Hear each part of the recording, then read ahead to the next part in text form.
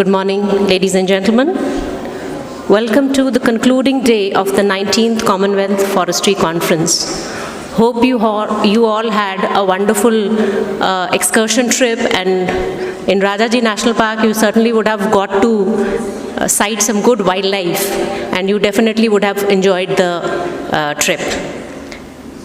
We would like to begin the day's proceedings by screening a short film on Forest Research Institute by the students of FRI deemed university.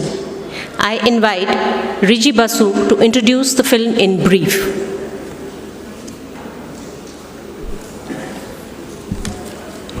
Thanks a lot, ma'am. Good morning, everyone. The path of sound credence is through the thick forest of skepticism. You have been here for quite some time now, and obviously you have visited the most obvious sides of this institute. But have you ever wondered how would it appear from the point of view of a layman? I believe that the clearest way into the universe is through the forest wilderness. Ladies and gentlemen across the world who have come here, respected scientists, professors, and all my fellow friends, hold your breath as we are now going to take you on a journey through the uncommon streets and alleys of our favorite Forest Research Institute.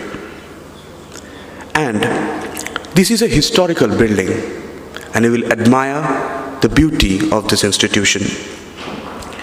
You are currently sitting in the legendary and one of the greatest teak wood auditoriums of the world, and shall be an audience to this beautifully documented dish, presented to you in a platter from the students of the Forest Research Institute deemed university.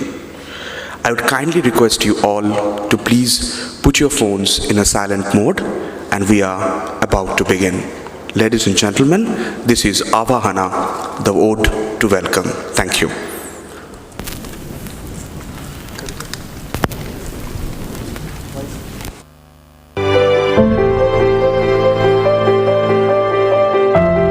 Today I take you on a journey that is different from anything the others have witnessed till now.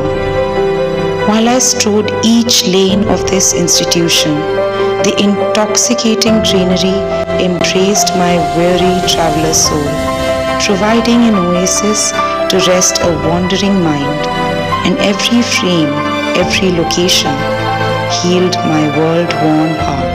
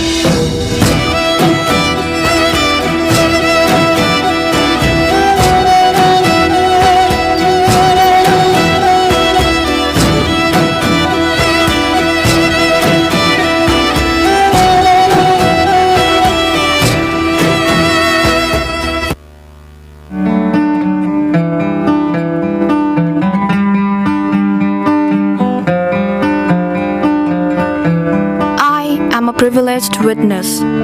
These words have cradled the silence of the unsteady night, the light of the day, and the habitats of many. With the breeze flowing gently at my sides, I have provided livelihood to my dwellers for time infinite, creating descriptive images of the pinnacles, depicting oriental white-eye, or the lowly dust of leopards, or the multi-hued flowers, or that of a butterfly. I transport them to a state where time itself is suspended. I am home to various natural treasures, both hidden and in plain sight. I am a combination of both restless activity and reclined laziness. I am where life begins and where it ends. I am the reserve forest, and this is my institute.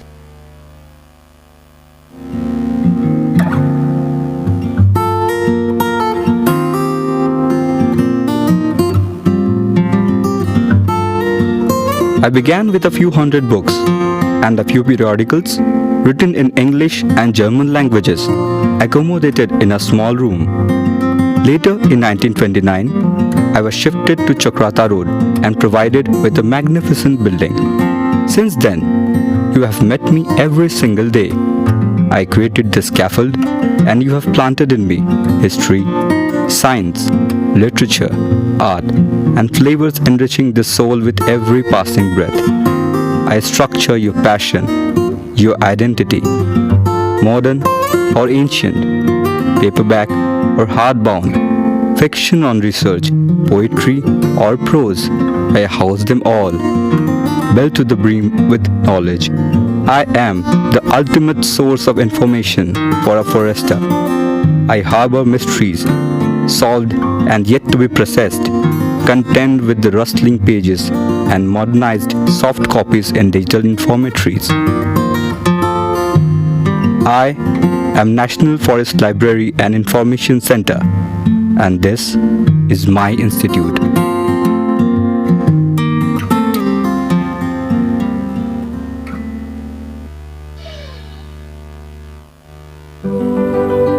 I started from a scrap, unlike some other circles which inherited previous historic collections. Since then, I have gradually developed into one of the major centers of taxonomic and floristic research in North India and am recognized by various universities for research. At present, I house about 330,000 specimens. I am the second largest of its kind in India, and I am digitized. I am the herbarium, and this is my institute.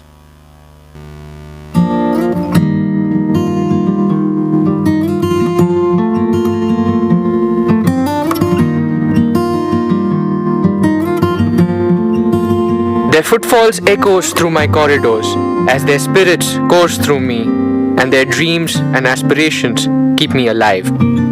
I was established as a deemed university in 1991 on the recommendation of UGC, Ministry of Human Resource Development, Government of India. At present, I provide academics at post-graduation level in 4 disciplines, namely forestry, environment management, wood science and technology, and cellulose and paper technology. I also provide PhD degrees in various fields. Students here are free to experiment with various aspects of forest and environment in state-of-the-art laboratories where they can seek guidance from leading scientists. I have embraced generation after generation of intelligentsia. I provide my students with one of the most beautiful campuses in India with its greenery and hilly backdrop. I am FRI University, and this is my institute.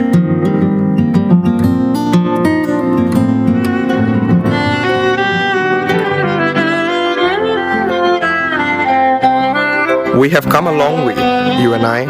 100-year-long love affair, it's never devoid of its difficulties. I have witnessed endless possibilities in front of me, flavoring from the merry, proud faces of convocation to the contentment of retirement. I have stood resolutely, housing chairs, specially ordered for Lord and Lady Irwin when they came to India. The chair in between is meant for the President of the nation. I am Asia's largest teakwood panel auditorium, and this is my institute.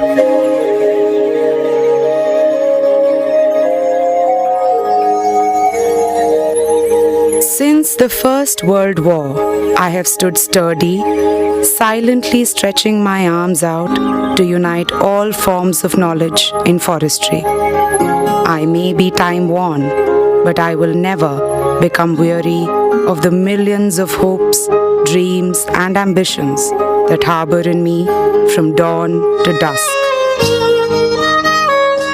I am set in lush green estate, spreading over 450 hectares, framed by the foothills of Himalayas.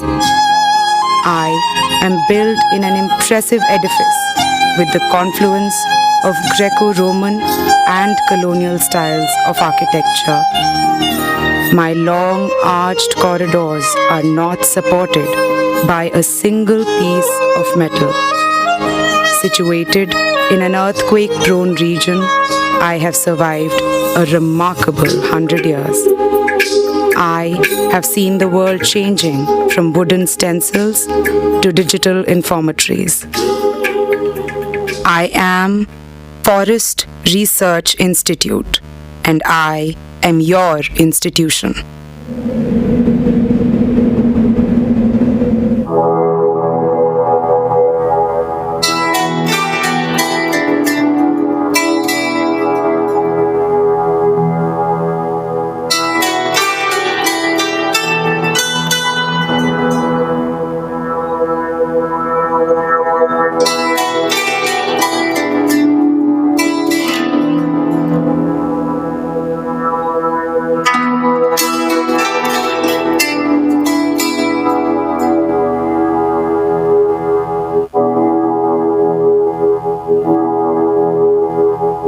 There are things which never change, no matter how many years are spent apart. Here, time seems to stand still. For once, this place made me feel how nature can work wonders on one. How bricks talk, how the age-old banyan tree caught love, how the rustling leaves whisper, how the hills speak of dignity, and how Forest Research Institute tells you each day of its glorified journey.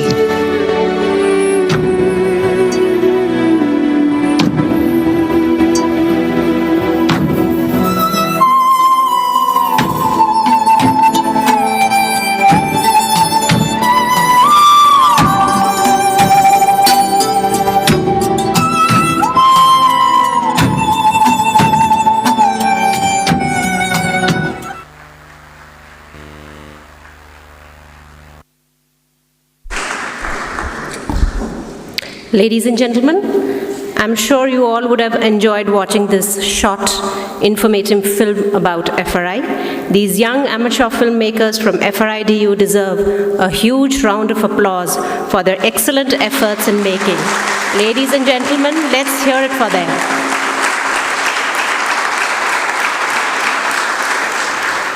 Thank you, ma'am. There will be time, and then there will be time. But then, there will always be these precious moments, engraved in our memories forever. Ladies and gentlemen, I hope you enjoyed it. Now, time for the credits. Direction, Orgho Chakraborty.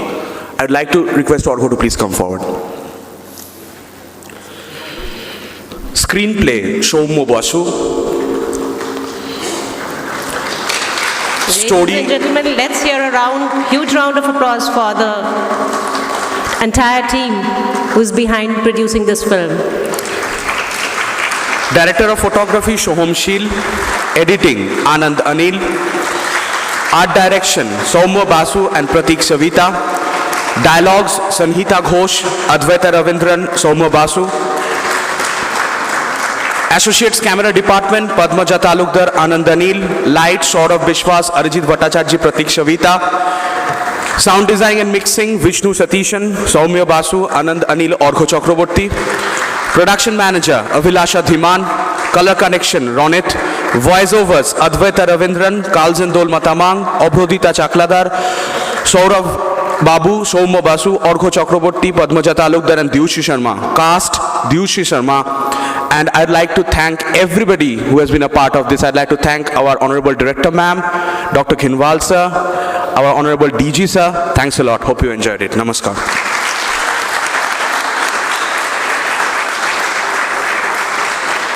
Thank you, Riju, and thank you all. Now, we move on to the fourth and the concluding plenary session of the 19th Commonwealth Forestry Conference. The theme of this plenary session is Pathways to Biodiversity Conservation, the pathways that explore the principles of ecology and their application in environmental management for the protection and management of biodiversity and sustainable development. We have two distinguished personalities as the moderators for this session. Dr. S.C. Gerola. Dr. Gerola is 1982 batch Indian Forest Service officer from Maharashtra cadre. Dr. Gerola has about 35 years of experience in the field of forest management, forest conservation, protected area network, and wildlife management. Prior to this assignment, he has been Additional Director General of Forests, Wildlife in the Ministry of Environment, Forest and Climate Change, Government of India. May I invite Dr. S.C. Gerola, Director General ICFRE, to the dais.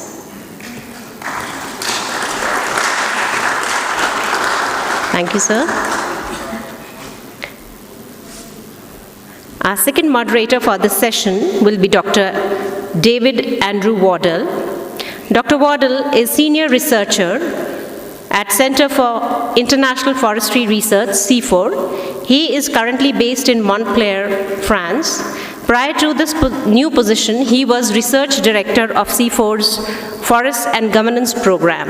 He managed 35 scientists and a portfolio of more than 20 research projects in Southeast Asia, Sub-Saharan Africa, and Latin America. Prior to joining C4, Dr. Wardle was Regional Director for the Clinton Climate Initiative Forestry in the Asia-Pacific region, supporting the development of 7 REDD+ projects in Indonesia and Cambodia. He has over 30 years of experience working on natural resource management issues in more than 20 countries in Southeast Asia and Sub-Saharan Africa. May I invite Dr. Wardle to the dais?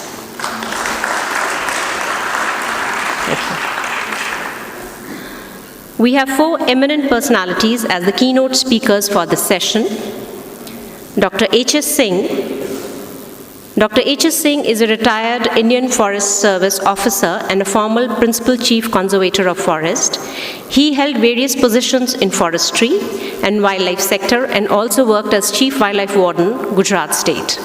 Head of Social Forestry Wing and Principal Chief Conservator of Forests and Chairman, Gujarat Biodiversity Board. Presently, Dr. Singh is engaged as member of National Board for Wildlife. He is also a member of Gujarat State Board for Wildlife. He is also a member of Gujarat Coastal Zone Authority and member of Gujarat Biodiversity Board. May I invite Dr. H.S. Singh to the dais, please.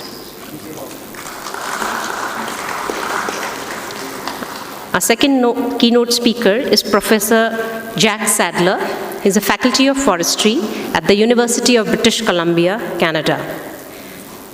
Professor Sadler is the endowed professor of forest products, biotechnology and bioenergy, and also the former dean, faculty of forestry at University of British Columbia. Dr. Sadler has been involved for more than 35 years in various national and international organizations that have advanced the global understanding in the biorefinery area. He is a fellow of the Royal Society of Canada and has received many awards such as UFRO's Scientific Achievement Award, the Charles D. Scott Award for contributions in the field of biotechnology for fuels and chemicals. I invite Dr. Sadler to the dais.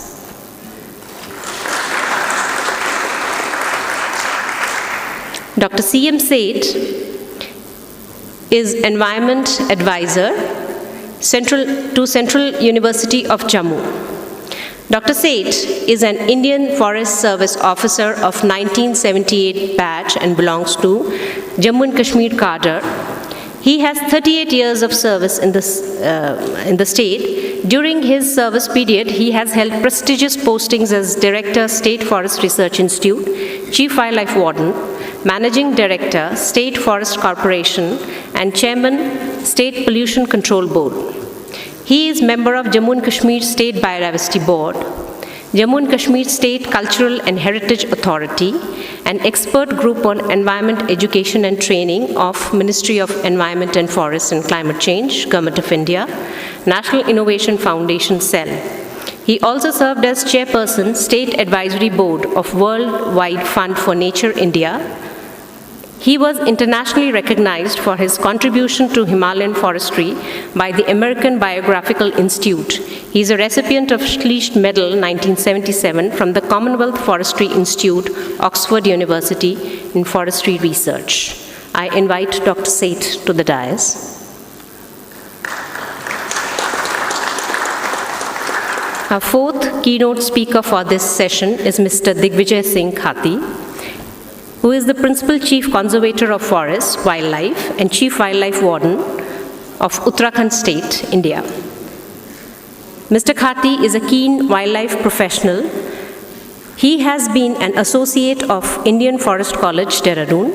He worked as Director of important wildlife reserves like Dudhwa and Rajaji National Parks and Corbett Tiger Reserve. He served as Professor in Wildlife Institute of India, Dehradun, and held important positions in Uttarakhand Forest Department. He has been a Commonwealth Fellow at University of Bradford, UK, and UNDP FAO Fellow at University of New England, Australia. He has special interest in biodiversity conservation and community participation. May I request Mr. Khati to join the panel on the dais, please.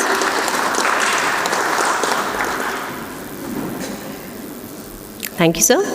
The rapporteurs for this session are Dr.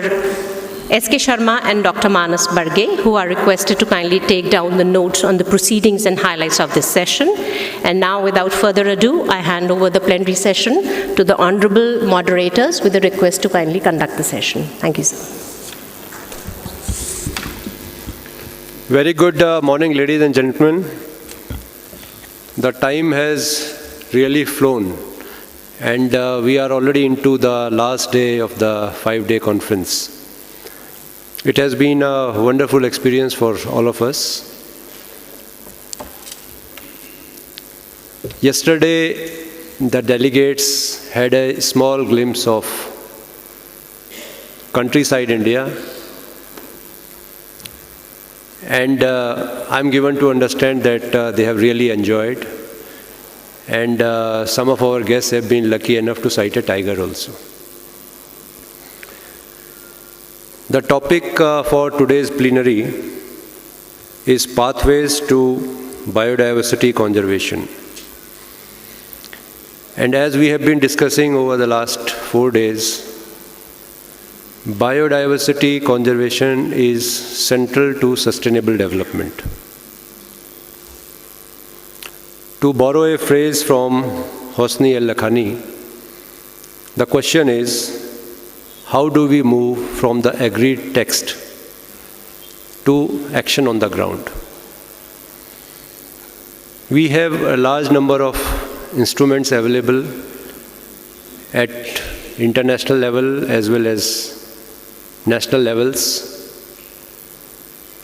However, the fact remains that despite all these policy instruments, international agreements, laws, guidelines, procedures, the biodiversity has been depleting at an alarming rate. One of the estimates is that during the 20th century, the rate of depletion and global extinction of species was 1,000 times higher than the average rate during the preceding 65 million years. Large amount of species have either gone extinct or they have entered the red data list. The threats are many, and we are generally aware of the threats, be it habitat degradation, habitat fragmentation, diversion of biodiversity-rich areas for agriculture and urbanization,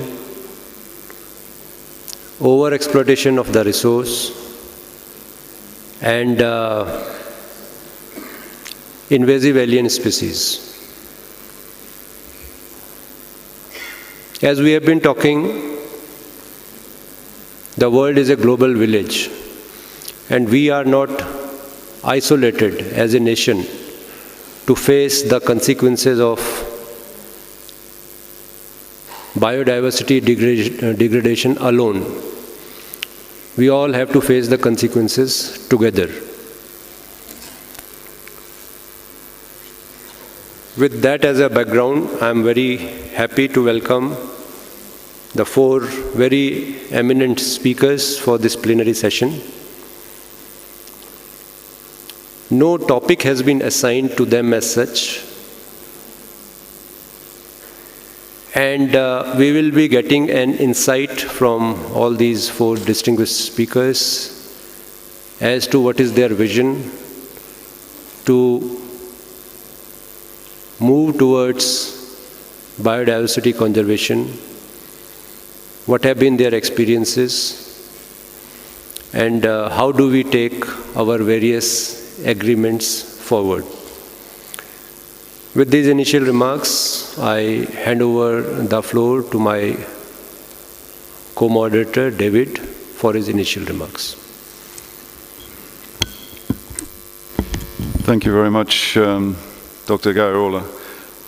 In the interest of leaving the space to the speakers, I'm going to be extremely brief. It's not every day that you get a phone call in the middle Himalayas out of the blue during a field trip to Dhanolti. And to be honest, my initial reaction was I was a bit worried that it might have been a call about my father, who's 88 and not in good health. However, it turned out to be the organizers of this conference saying, would I step in and co-moderate this session because Mr. Anil Kumar from the ministry was not able to be here. So of course I agreed on condition that everyone recognizes this is not an area of specialization. However, having talked to Manisha this morning, who's our session host, I understood that we have a very broad and liberal interpretation of biodiversity, and certainly Jack Sadler will be talking on a slightly different theme, but again, which I think should reiterate one of the key messages from this conference, that it's very difficult to box forestry into any particular corner. But I think in terms of that broad interpretation, I was privileged during the visit to Dhanolti yesterday to visit one of the eco-parks, as I think they're called, which has been set up as a community-based natural resource management initiative under what I think the government of India refers to as ecotourism. And we were delighted to have a visit in amongst the Deodar forests and the quercus at that high altitude, 2,300 meters above sea level, but to actually witness that there were very large numbers of families and children actually using this eco-park. So I think this is a wonderful example of how we can interpret biodiversity. So I will stop here just by adding that within C4's own research, we anchor very much our own biodiversity conservation research around the landscapes approach. So thank you very much, and I think we will invite the speakers. I now invite Dr. H.S. Singh, former PCC of Gujarat, for his presentation. I request all the distinguished speakers to restrict to a time of 15 minutes so that we have got adequate time for discussions after the presentations. I also suggest that we keep our questions for the discussion session at the end. Thank you very much. Dr. Singh, please.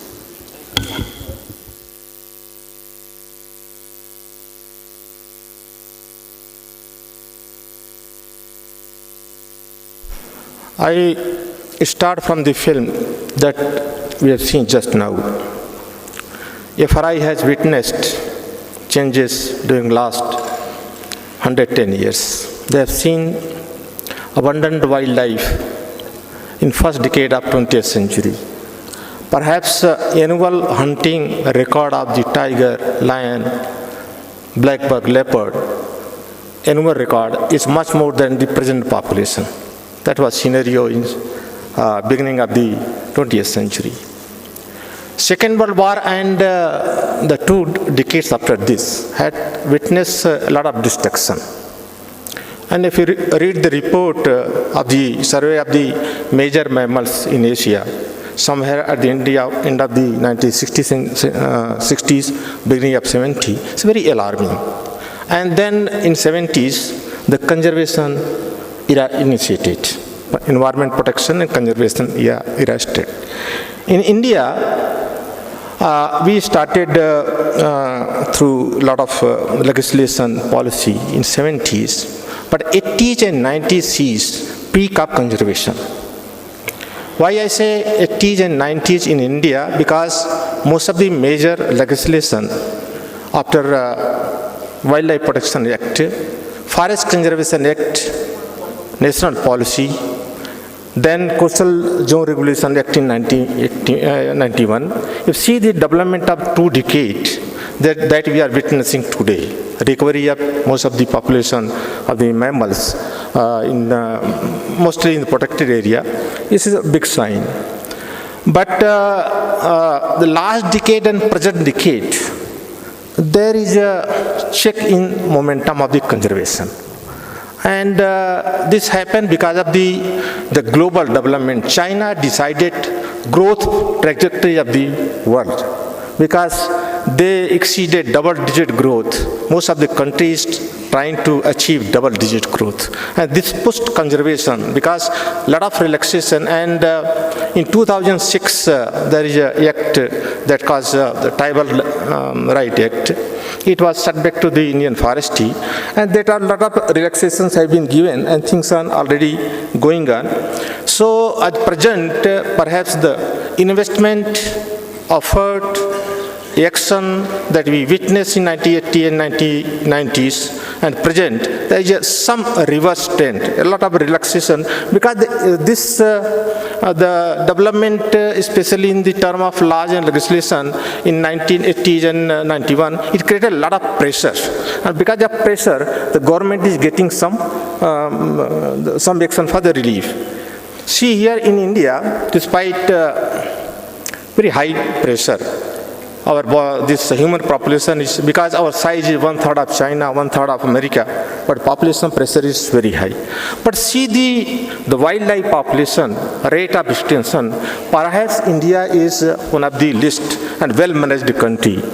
Because, but the development pressure is increasing recently, so we have concern because we borrowed a lot of the Western, the model of the development, and that is creating a lot of stress to present scenario of the wildlife in India.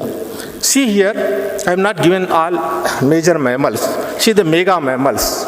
In Asia, 100 years ago, a book is written that the lion was still common in Persia and its surrounding area. And it was at verge of extinction in India. It disappeared from there, but it survived in India.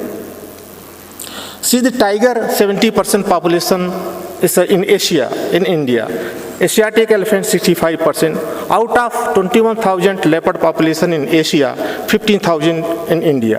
See the indicator, all major mammals, hope of wildlife in India, that indicate that despite such a huge pressure, human pressure, how Indian forest, because there is some strength. And in India, Indian society, the sensitivity towards life, not only human life. In consumerist nation, perhaps importance for human life is much more. But here, the society has accorded the importance to every life that occur in our area.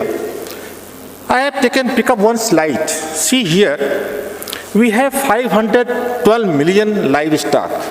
Against this, we have only 10 to 11 million wild mammals having weight more than 2.5 kg. That matter in availability of flesh biomass for this. See, this is only 2% of the total domestic livestock. And domestic livestock is highest in India. Out of these mammals, 400 plus mammals in India, see only 3 species matter for that provide food for major carnivores, that is cheetal, blue bull and wild boar, because they are in million, about 1 million, 1.1 million blue bull, more than 1 million wild boar, about 1.2 million cheetal, and then comes sambar. None of the species have population in lakes.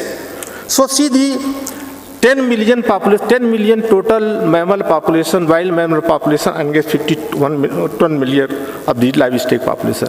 See this, the rural setup of India supported a lot of wildlife. Most of the carnivores, hyena, jackal, foxes, all these about square kilometer increased to 5,500 square kilometer, then 10,500 square kilometer in 10, and presently they are occupying about 12,000 to 13,000 square kilometer.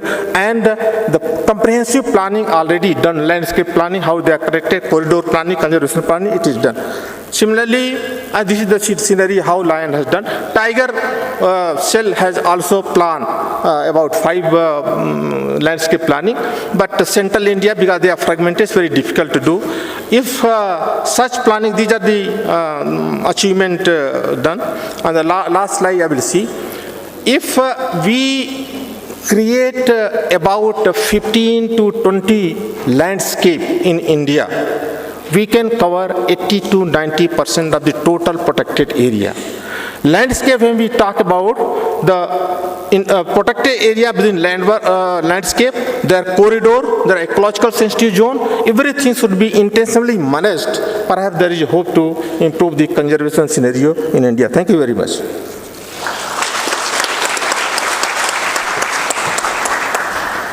Thank you very much, Dr. Singh.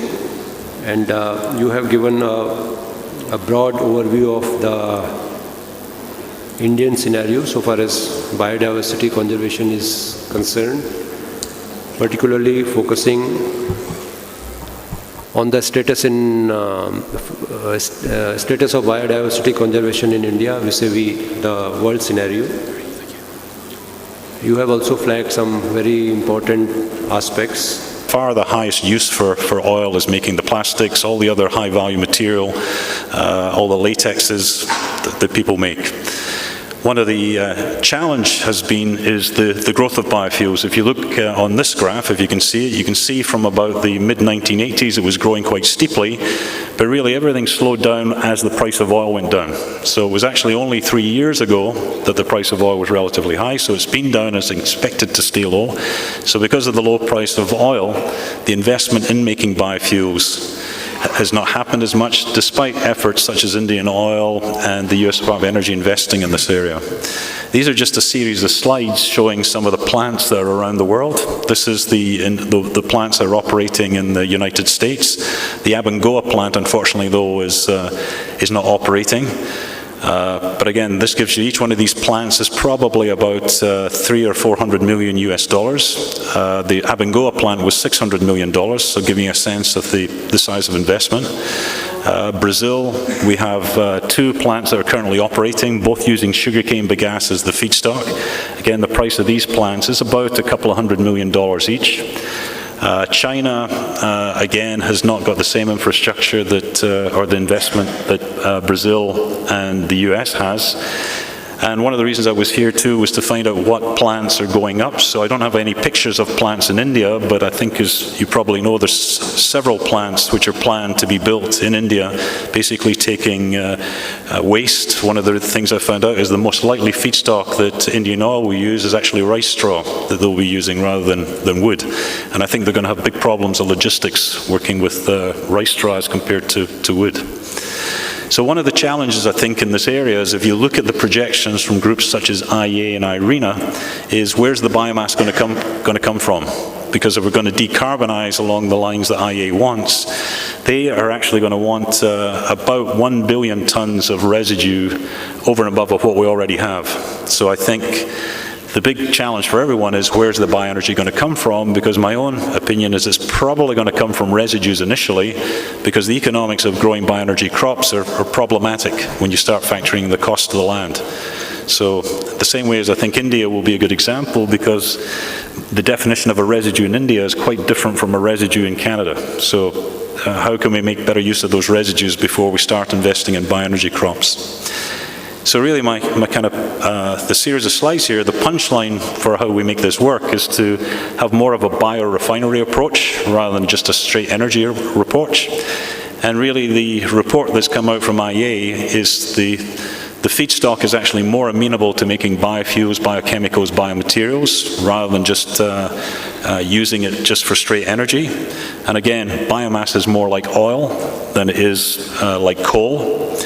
And the example I use here is if you look at this, the barrel of oil, that 4% of the circle round, that 4% of the barrel of oil gives you the plastics, all the chemicals that are very high value. And really, but you still need the petrol and the diesel to make the economics work. And so really what we're looking at bioconversion is if you look at these pie charts, at the top of the pie chart is basically petroleum end uses, and you can basically see that 4% of petroleum end use gives it 42% of the value. One of our challenges, and this is taken from OECD countries, you can see pulp and paper is about 56% of the value, solid wood is about 40%. The big opportunity for the forest sector is to make use of that 1/3 that currently has low value. We use it for pellets or we don't use it at all. So I think the opportunity for us is to take these residues and find much higher value uses for them and basically piggyback with some of the supply chains that are out there already. Some companies are already doing this. The example I use is Borregaard in Norway. Borregaard makes ethanol, but that ethanol doesn't go into transportation. That ethanol goes into deodorants, it goes into perfumes, they go into very high value uses for the ethanol. The example I use about how they become very profitable is these are the products that Borregaard produces. The blue is cellulose, the red is lignin, and that tiny little yellow one on the volume is vanillin. And if you look at where they get the value, that vanillin gives a large amount of value from the products that come out, and that vanillin again goes into flavoring, it goes into perfumes, it goes into all those areas. So again, a very high value application. So some of the work that's going on here, for example, in extractives, I think is an excellent way to get value, whether it's insecticides, fungicides, or even in terms of the perfume market. And as the way I wrap up here, is the other application we've got is areas such as aviation. For aviation to decarbonize, the only way they can do it is to come in with a biofuel. Again, it can't be electric, it can't be any other form. So how does aviation decarbonize? And this is why the current research that we're doing in our group is actually funded by Boeing. And I think what most people don't realize is what's Boeing doing working with a forestry faculty? It doesn't make sense, but part of the reason they're working with us in BC is we have a very high percentage of sustainably managed forests. So they know the feedstock is being certified sustainable, and the challenge is just trying to convert that material economically. So my punchline here is the message that we sent into COP21 is really the solution for using biomass is going to be with the policymakers, because the fossil fuels are cheap. So if it's going to be straight economics, it doesn't work. And if we keep using coal, for example, we're going to see the effects of climate change, as we've shown with the mountain pine beetle.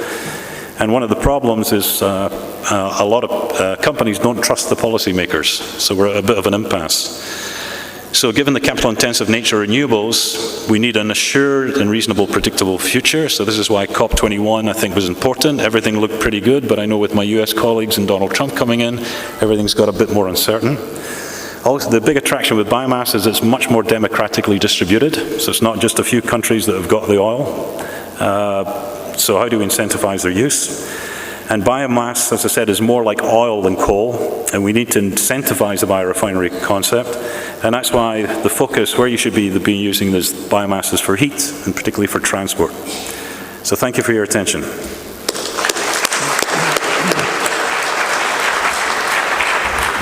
Many thanks, Jack, for a fascinating presentation. Jack has given us an overview of the evolution of the growth in interests in renewable energies, and particularly bioenergy. drawing on the experience particularly from Canada and the emergence of the now extremely large pellet sector. I recently visited Vietnam, which is also a major supplier of pellets, particularly to China, and the potentials that this offers both in terms of electricity generation and transport. But I would fully agree with him in his concluding remarks for this need for a biorefinery approach. And I think for some of you in the audience who come from Finland, you're probably aware that Neste, which is the largest biodiesel producer in the world, already has adopted such an approach with multi-billion-dollar investments in Singapore, Rotterdam, and in Finland, using different source materials. And I think at the end, Jack also highlighted this need to get policymakers to address this issue of the relatively low cost of fossil fuels. I would add that in many countries we are still confronted with the problem of perverse subsidies for fossil fuels, which is part of where the policy mix really has to fundamentally change. So many thanks, Jack, for a great presentation. May I now invite Mr. C.M. Seth for his address, please.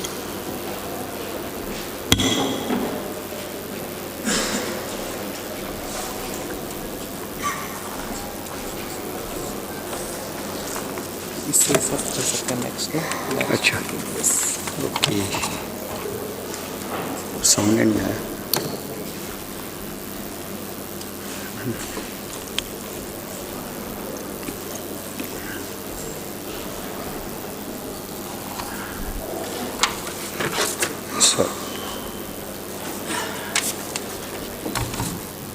Well, very good morning, respected panelists, distinguished foresters, experts, scientists, trainees. I see some of the students also sitting here. Well, today's topic was regarding the new pathways for biodiversity conservation. I thought that to address this sensitive issue of biodiversity conservation, I'll take up one species which is highly threatened, just to give a feeling that how serious is the problem of biodiversity conservation and what are the pathways, how we can address this issue for the future generations. Well, I have taken this species. I think many of you are already aware. We have one of the biggest goats in Himalayas. It is located on the western end of the Himalayas. That is our Jammu and Kashmir state, in the Pir Pinchal range, and this species is called the markhor. The scientific name is Capra falconeri kashmiriensis. This is one of the species. Then in the second part, I will also discuss some conservation strategies. In the end, I have got 1 minute video also that I would like to have changed it to near threatened. This is my recommendation that again this should be considered to be covered under the vulnerable category. This has to be again assessed and evaluated. Globally, we have 5 subspecies of this markhor. One is Aster markhor, the second one is the Kabul in Afghanistan, Bukharan, then Kashmir markhor, then there is a Suleiman, it is in Pakistan. The Aster markhor is falconeri, Kabul is Megaceros, and Bukharan is a Heptaneri, and Kashmir is a Kashmiriensis, and the Suleiman is the Jedoni. These are the 5 species. Some of the visuals to make it aware why they are subspecies. Mainly there are 2 categories. One are the straight horn, corkscrew shaped horns, and the other one is the flare horn markhor. Interestingly, this markhor name comes from the Persian name, and I don't know, somehow they relate it to the habit of eating snakes by this species, and they call it the markhor. There may be some other connections also, but this is the most popular, which is believed that it is a snake-eating animal. This one is the Suleiman markhor. This is a very big animal, and you just see the straight horn and the corkscrew shape, those horns. This is a Aster variety with a flare horn. It's a very big size. It sometimes grows to 4 to 5 feet, and most of the animals, they were killed because of its trophy value. And it was a very popular game species in early 50s, 60s, 70s, and many animals were killed along the range. This one is the Pir Panchal markhor. It's in one of the very tough terrains. You will see the video of this one. I have just shown the picture. Another very majestic animal in our area. There are local names in different areas. I will not go into detail. This is the global distribution of markhor species. It starts from southern Tajikistan, southern Uzbekistan, comes to Afghanistan, then northern and central Pakistan, and the last limit is the Kashmir. So that was the original geographical area where it was having a population. That is an estimate from about 70 to 150,000. Once that was the population. Now it has been reduced considerably. You will just see the maps, how the area has been fragmented. This fragmentation of habitats is one of the major causes of biodiversity getting threatened. So as already discussed by my fellow panelists, that landscape management would be one of the options, pathways for this biodiversity conservation. You just see here, this was the original global distribution. I don't know whether it is quite visible or not. So that was the area where this was occurring. And over a period of time, due to poaching, hunting, quickly, I'll go over.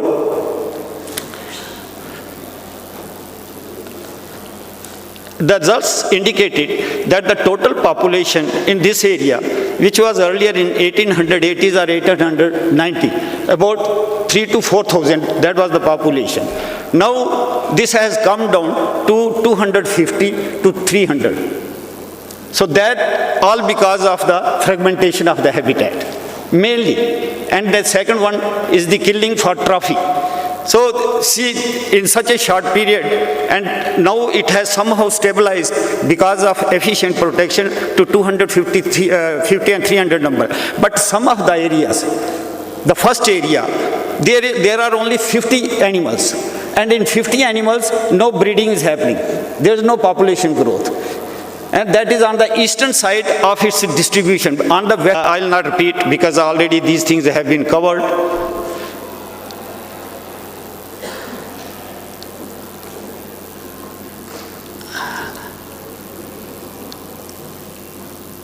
I'm just skipping to save the time.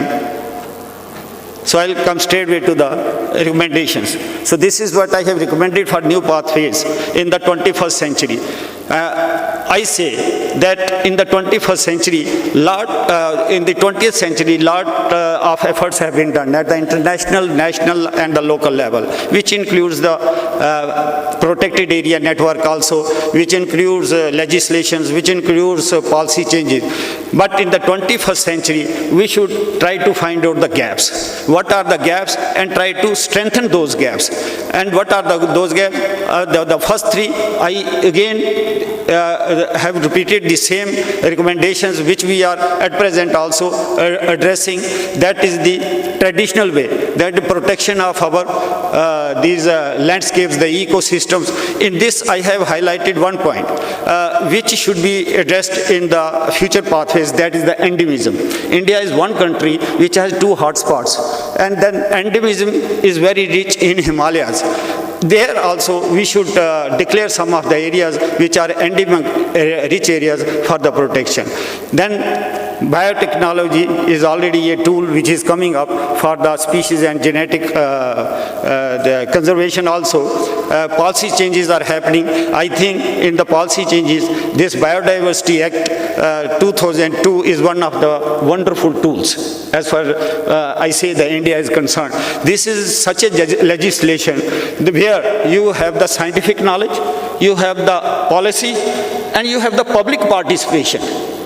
And then also it directs the government to have the action program, National Biodiversity Strategy and Action Program. I think one of the best document, and something has been achieved already in India. I think more than 37,000 biodiversity management committees have people participation have come. They are working to have the pupil biodiversity registers. That is another wonderful participation, public participation in the biodiversity, and this needs to be strengthened and moved forward in the coming years. So that's what I have said. And then lastly, I have said that we should have the participation of knowledge, participation of governments, participation of research, and participation of voluntary organization, the exchange of knowledge. The exchange of knowledge using the modern technology, information technology, we should build up that what should be the new pathways. And I think in the coming years, some already good work is happening. I was just reading one of the papers, the equator that approach. In the equator approach of the UNDP, they have given the pathway.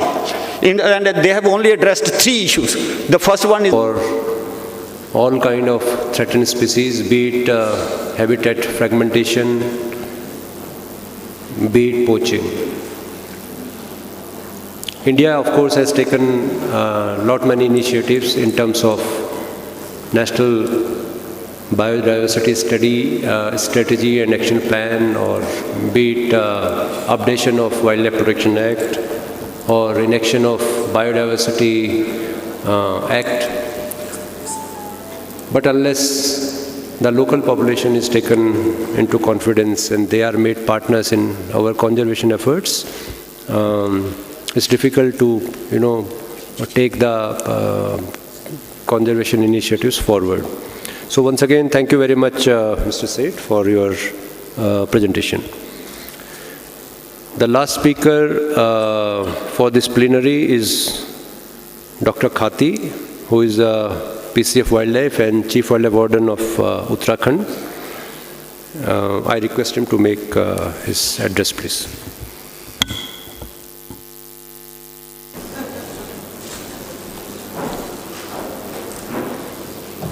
कर सकते हैं next और ये previous ना. Okay.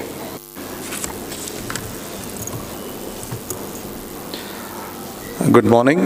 Thank you, the moderator, Dr. Garola, and Dr. David Wardell, distinguished participants, and fellow keynote speakers. Just I am speaking about my experience in working in this state, where I am sitting. The state is Uttarakhand, where the conclusion what we derive from the previous experience of other work, the foresters, and from my own experience, that unless you have the livelihood options for the local communities, probably the conservation of biodiversity is not possible in present scenario in the state of Uttarakhand.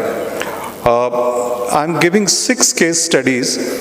I'll run through very fast because the time is limited, 15 minutes, and I will try to give a glimpse of what we are doing and what the results are there.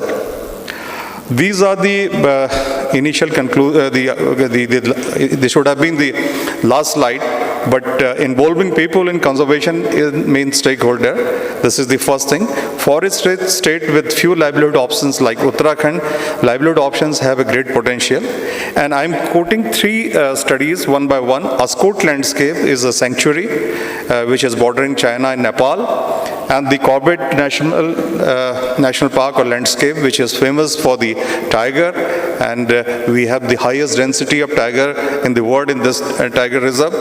Then Dhanolti ecosystem, the lizard and nature-based ecotourism project where you had been yesterday, and eco-restoration in the Valley of Flowers, which is World Heritage Site, and the Nanda Devi National Park, which is also the Bird Heritage Site, and finally the project which are looking to protect snow leopard as a secure from the UNDP JEF funding, that is called Snow Leopard Landscape Secure Project. Ascot, I will not go in detail about this thing. And this is one of the very rich areas where we have 8 major vegetation type, important species like the vegetation species and faunal species like musk deer and the snow leopard and Satyr tragopan and Siberian weasel, Tibetan woolly hare and Kiang, the wild ass in the cold deserts of Himalayas. These are the species which are represented in the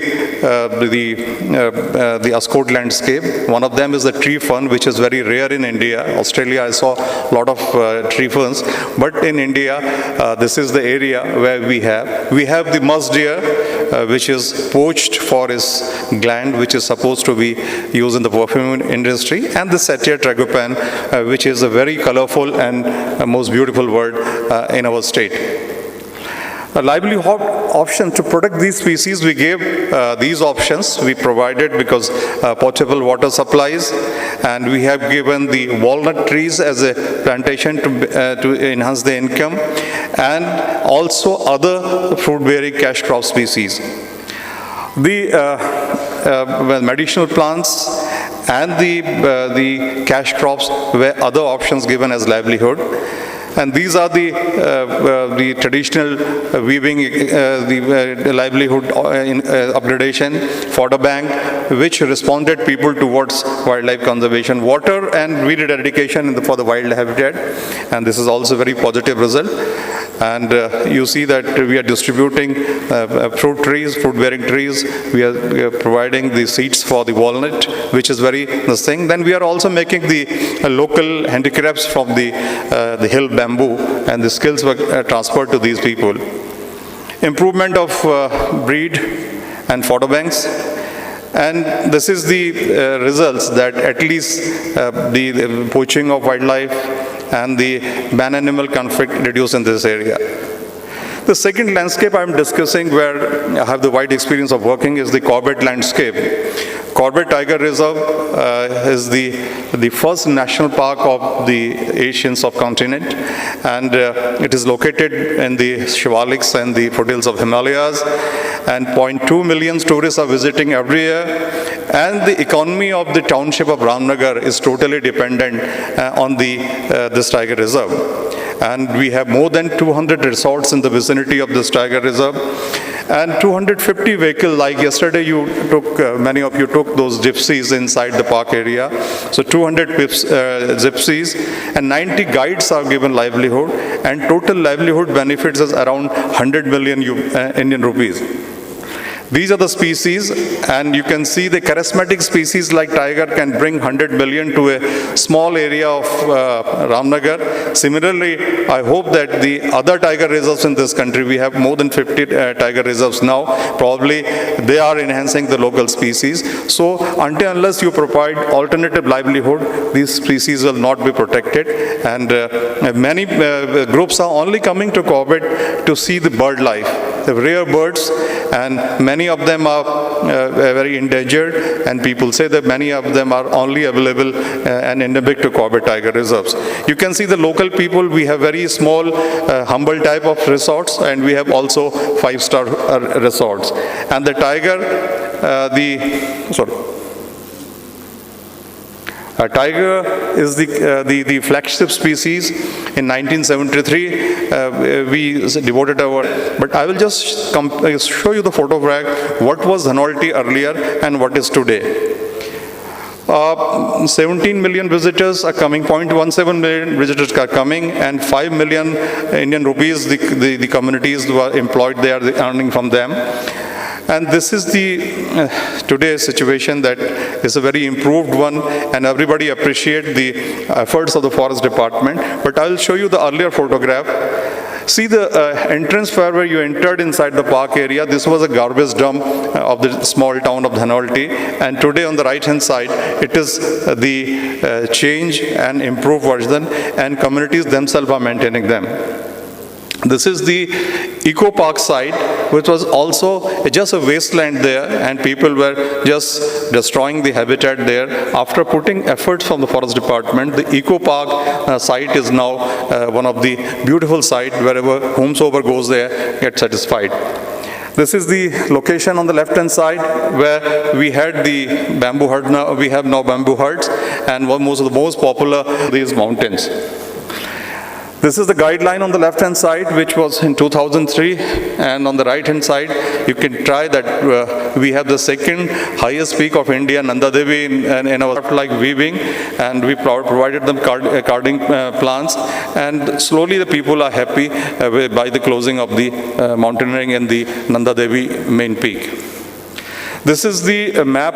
We have Biosphere Reserve and two yellowish or pinkish structures. They are two World Heritage Sites. One is Nanda Devi National Park, another is the Valley of Flowers, the National Park, which is famous for the fauna and flora.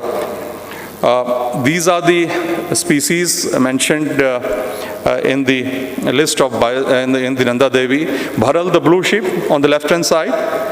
Then we have musk deer, we have Himalayan thar, then we have snow leopard, we have serow, we have koklas, and the monal pheasant, and we have our state flower that is called Brahma Kamal in this thing, and the lady sleepers orchid. And the Valley of Flowers is one of the most beautiful sites, and it is a World Heritage Site, and it opens for, you can see only for 1 or 2 months the peak of blooming there, and the bloom will be full in the month of August, and many people are coming now. People are representing from the different, and I will see you a plant. These are the efforts. Just I will show you.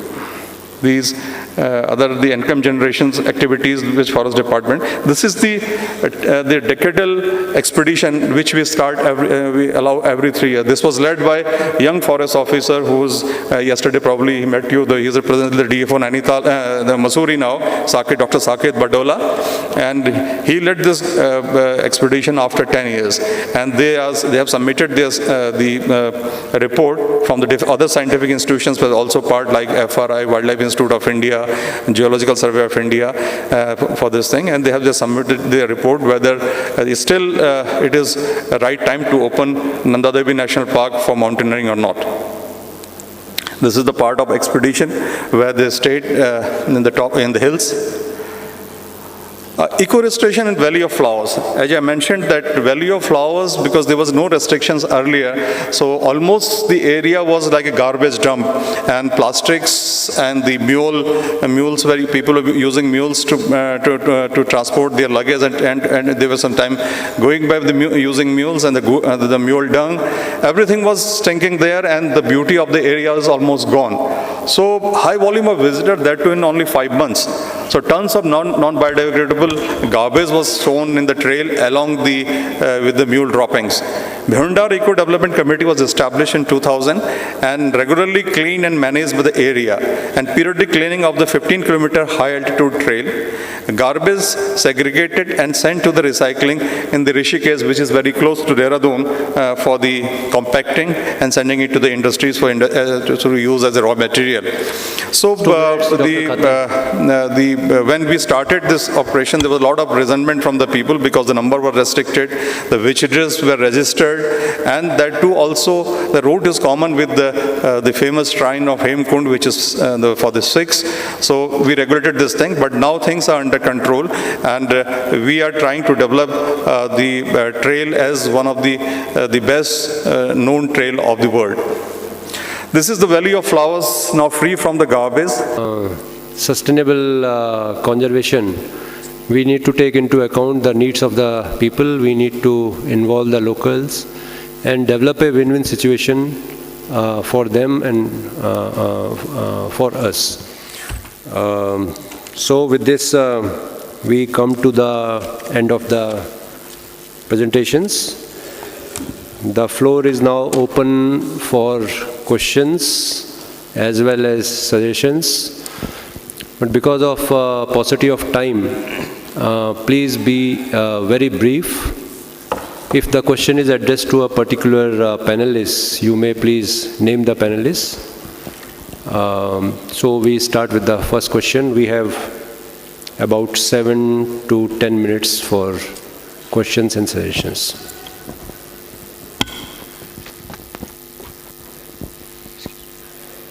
backside on the right of us. We'll give up. Okay. My question is for Mr. D.V.S. Khati. I am currently working. Yeah, go ahead. Go ahead. Okay. I'm currently working in the Ascot landscape. So, as sir has mentioned about the ecotourism and handicrafts and cash crop promotion. So, my question basically is, are there some innovative livelihood options that are being explored to promote the traditional mountain crops as means of livelihood, either through your through the forest department or in collaboration with some local institutes? Thank you. Yeah, Wildlife Institute of India is our partner institute for that, and the researchers are also working there. And with their help, we have identified certain areas where we have to work, and they are very innovative. Like the walnut was among the species very hardy, and a lot of money is coming from that. The other thing was the concept of fodder bank and improvement of habitat. And that provided employment also, livelihood to the people also, and improved the habitat for wildlife. That's why I have run through those slides that the seizures, illegal trade of wildlife are reducing, because that's a vulnerable porous border with the Nepal and China. That's why the number of, because people have options for livelihood. Yes, gentleman this side.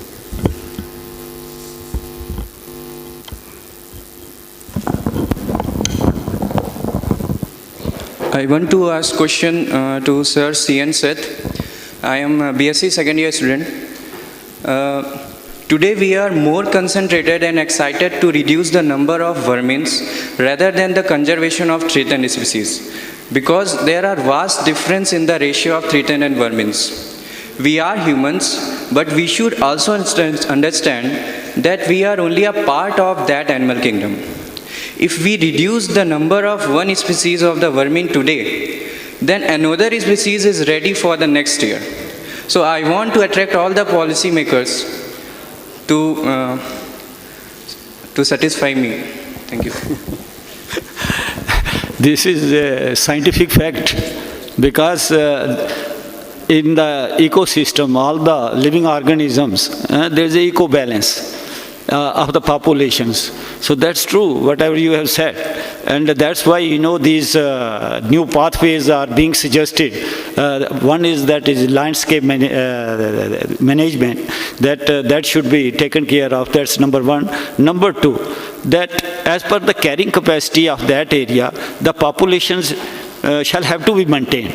If they are not being maintained, or if they, because of certain anthropogenic reasons or some other reasons, they are getting reduced, their populations have to be rehabilitated. So that these are the options available. I would like to ask a question to Dr. Seth. Dr. Seth, you worked on only one animal throughout your life, looks so. It's very nice. I want to know the foot, and more is the killing. And they have the typical habit you have seen in the video. The first animal, when he came on the rock, he was looking to the colleagues, the rest warning them, and they were giving the warning like this, tap, tap, tap. So maybe that is the reason in Kashmiri they called it a markhor, an animal which taps on the rock. The khur is the foot. I think you got the reply. Thank you. These were the three versions.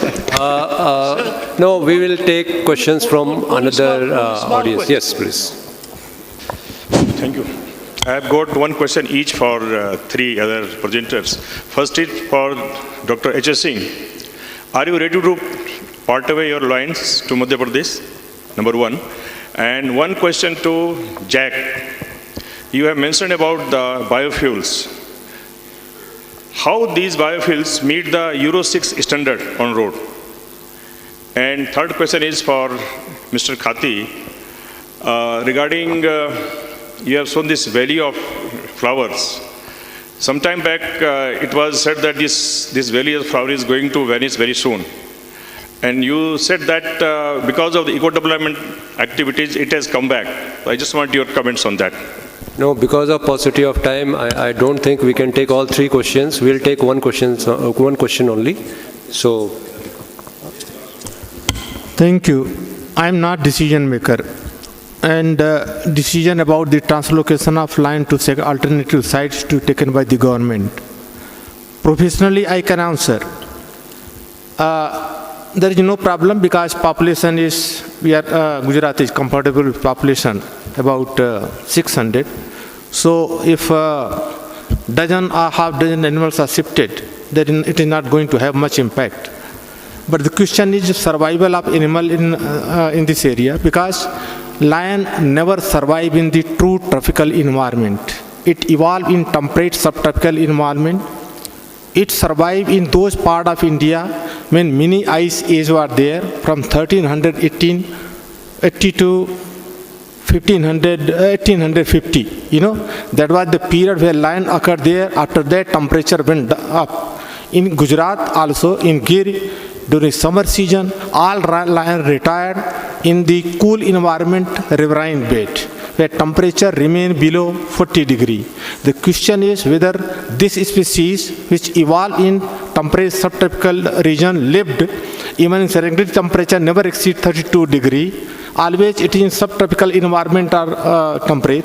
Whether it can survive in hot environment of Madhya Pradesh, that has to be seen. Thank you. Thank you very much. The young man at the very end, and that is going to be the last question. Yes, please.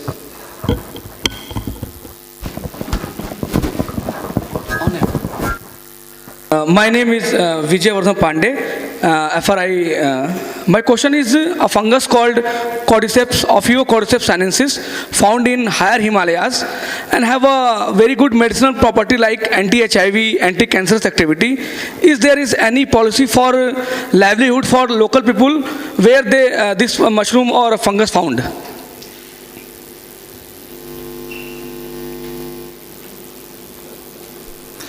Yeah, the Cardiopsis is probably one of the very important species for this Ascot landscape.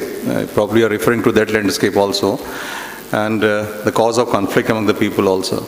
Many deaths are taking place because the conditions are very inhospitable, and that's why many people are dying there. We have a policy for the outside the protected area where the Ban Panchayats, they are supposed to register themselves with the forest corporations, and they can sell it in the open market.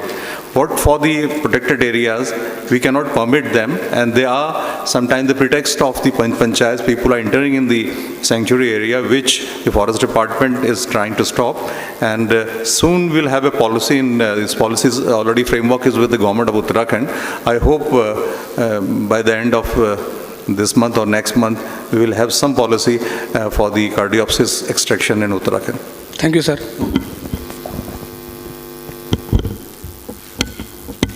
So thank you very much.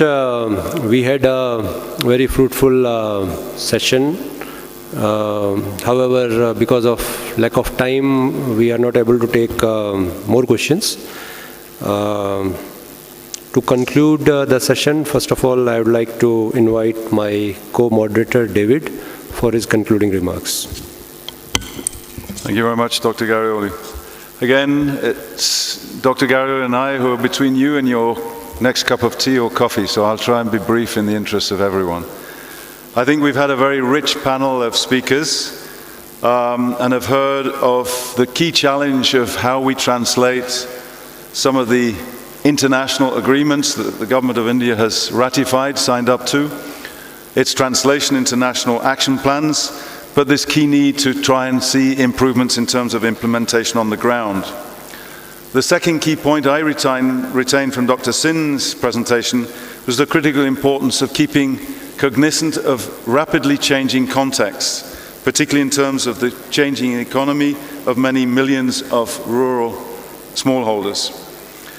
And I think the third key message that came out of his talk was this need to prioritize, both in terms of critically endangered species, but also major conservation landscapes.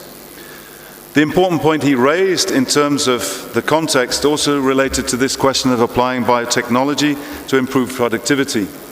And this is then led on to Jack Sadler's presentation, who gave us a very interesting overview of the worldwide growth in renewable energy and the particular contribution of bioenergy or biofuels.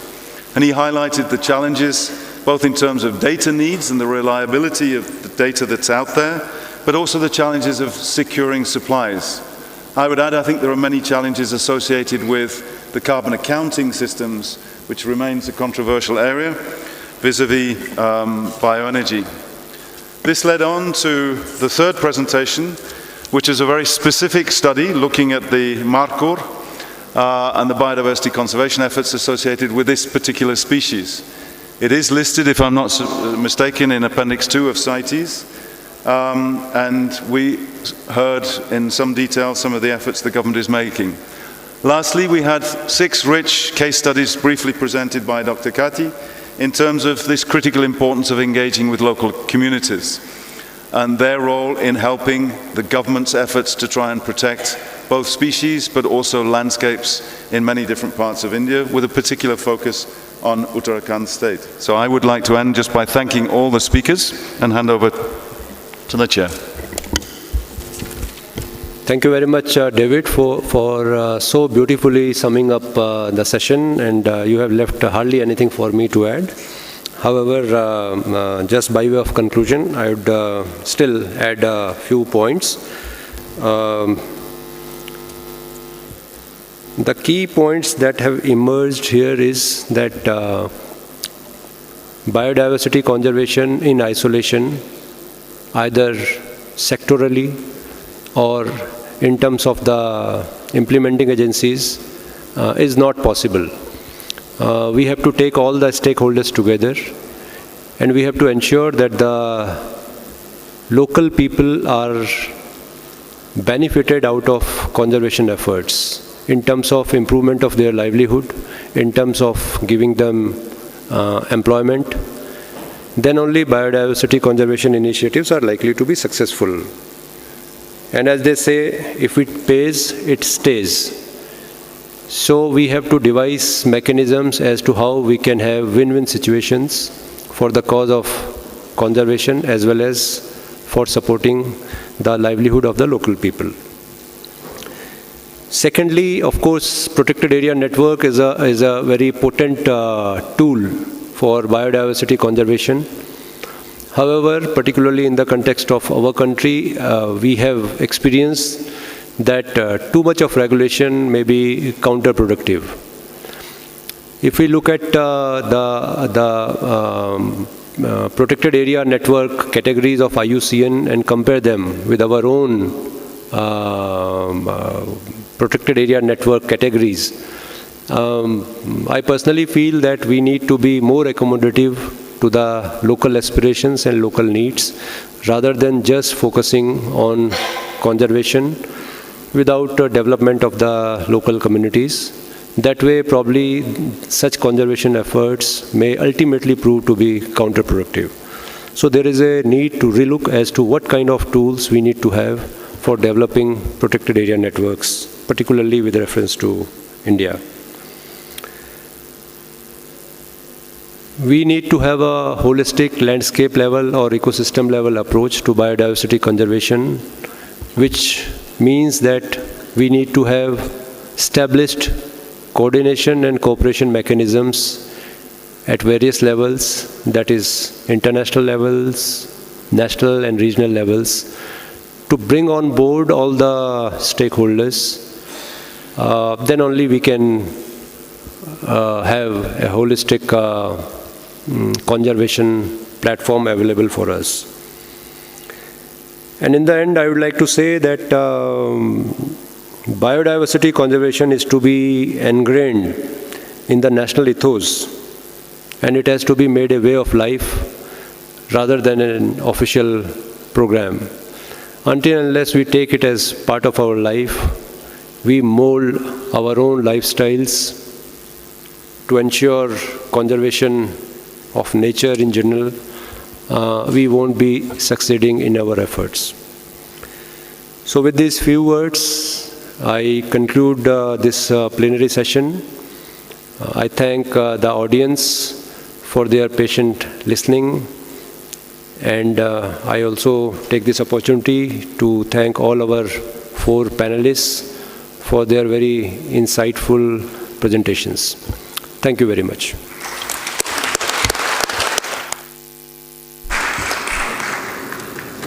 Thank you, sir.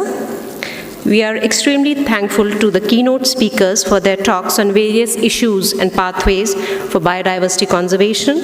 We are also thankful to our moderators for conducting and summing up the session. Now, the organizers of the 19th Commonwealth Forestry Conference would like to felicitate the moderators and the keynote speakers as a mark of respect and gratitude. First, may I request Dr. S.C. Garola to kindly present a memento to Dr. H.S. Singh.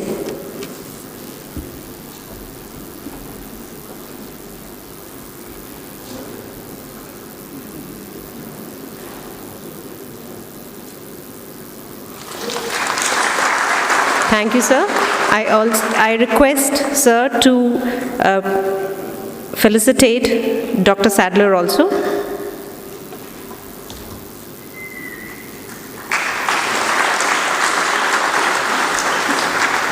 Thank you, sir. Now I request Dr. Wardle to honor Dr. C.M. Seth.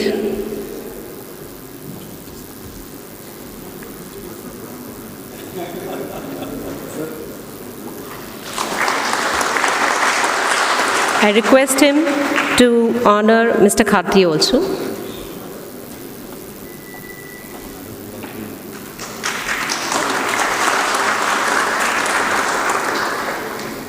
Thank you, sir. Now I call upon Dr. V.P. Tiwari, Director, Himalayan Forest Research Institute, Shimla, to present a memento to the moderators of the session.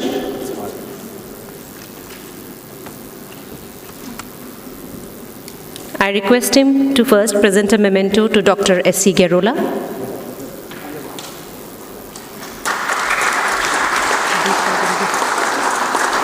I also request him to present a memento to Dr. Wardle.